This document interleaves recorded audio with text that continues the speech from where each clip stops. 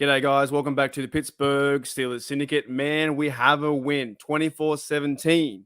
We need to celebrate this win, guys. 110%. We need to celebrate this win.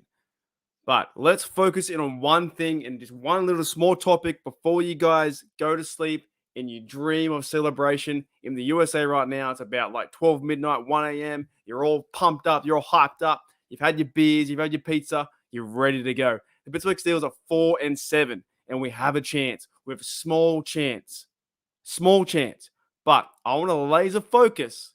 I don't mean to use Tom Brady's reference, but I want to focus in on Kenny Pickett. Was this Kenny Pickett's best game of the season? Let's discuss that. What are your thoughts on Kenny Pickett? Did he play well? Were you not a fan? Are you not a fan of him throwing the football over people's heads? Did he lead the receiver, George Pickens, too much? Did he throw the football not in the right area to certain players? What are your fans on Kenny Pickett? Because I want to go through some of the stats. I really do. Kenny Pickett today, in my opinion, I think played one of his best games. Right? Sure, no touchdowns. No touchdowns through the air. No touchdowns through the ground. But Kenny Pickett showed progress, showed heart, adversity, tenacity, showed all these different kinds of emotions. Kenny Pickett was 20 for 28, 174. Sorry, there's a bit of audio back there. 20 for 28, 174, 6.2 average, one of his highest averages yet. 3 sacks, QBR of 62, and 0 TDs, 0 interceptions, right? Sure, not the best, not overly the best, not the high numbers like Mahomes or Josh Allen or those dudes, right? Nothing like that. Nothing like that. But good enough to go out and win this game. And the reason why the Steelers won was on the back foot of the running game and the defense they showed in the fourth quarter. Now, the first half was fantastic. Matt Canada, I give praise to you. Not a big fan of your play calling, but I give praise to you in this game. However, can you back it up versus the Falcons? It's another question. Kenny Pickett played a pretty good game. He missed eight incompletions. That's it. 174, had a big pass to George Pickens. He linked up with, I believe, Muth a few times. Muth had 3 receptions, 39 yards, 13 average, 17 longest. George Pickens had 57 yards, 19 yards average, 35 longest, right? 35-yard pass was fantastic.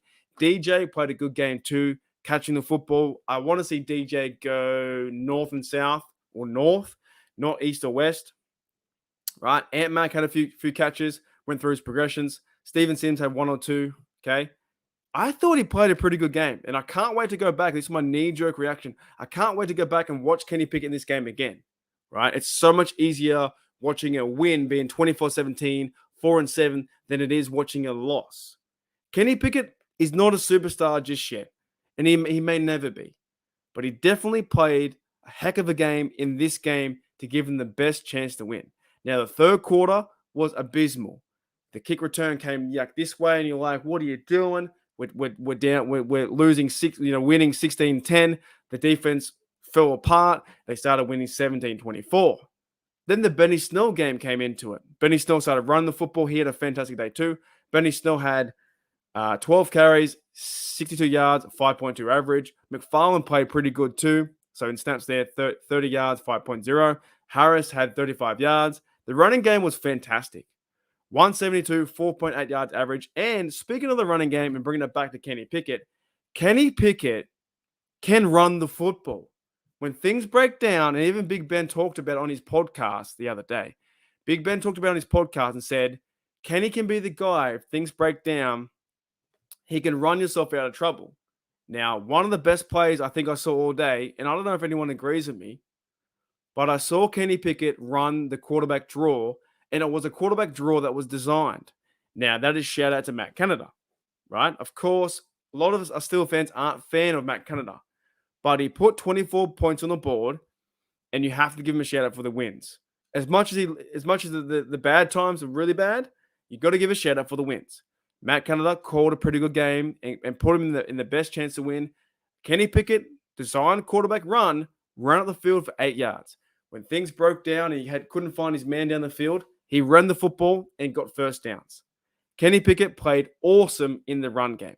Now, how does Kenny Pickett progress? That is another question we need to answer, right? Of course, he had 6 carries, 32 yards, 5.3 average, longest 9, which is that quarterback draw. Okay. But there was nothing longer than 37 yards. A lot of fans out there will say we need to throw the football down the field. We definitely need that. But the best thing to me, guys, is you can win and correct. As long as you're winning football games and playing some good football, you can win and correct. Now, of course, there were some negatives too, that Kenny Pickett was throwing the football over DJ's head. Kenny Pickett was throwing, I think it was George Pickens. He should have put 2 hands out. He led him too far into the end zone. He mucks around a bit too much. Kenny Pickett hasn't been known to throw the football in the red zone too well. Okay, there's some negatives. But going on a positive high was really fun to see him transition from week to week. I believe now in 3 weeks, he's thrown 1 TD and 0 interceptions. We need to get that TD ratio up higher. But I like what I'm seeing in the progression of Kenny Pickett getting more comfortable each and every week. In the comments below, guys, let me know your overall thoughts on what you think about Kenny Pickett. Is he progressing or is he getting worse? Let me know in the comments below, guys. I'll see you guys later. As always, guys, here we go, Steelers. We're 4-7. Here we go, Steelers. Here we go.